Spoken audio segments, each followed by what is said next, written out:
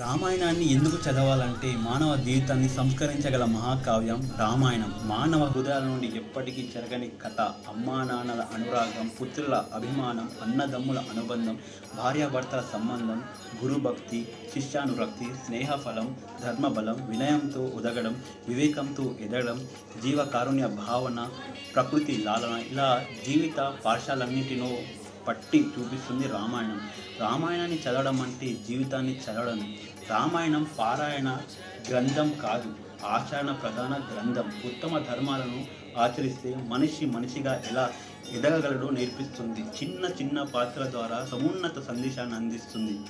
రామో విగ్రహవాన్ ధర్మ సత్యధర్మ పరాక్రమ అన్న మైతోక్తిని మారుచిని నోటి నుంచి మహర్షి పలికించాడు. రాముని వంటి ఆదర్శమూర్తి, రామాయణం వంటి ఆదర్శ కావ్యం నా భూతో నా భవిష్యత్తి. మనిషి ఉన్నంతకాలం రామాయణం ఉంటుంది.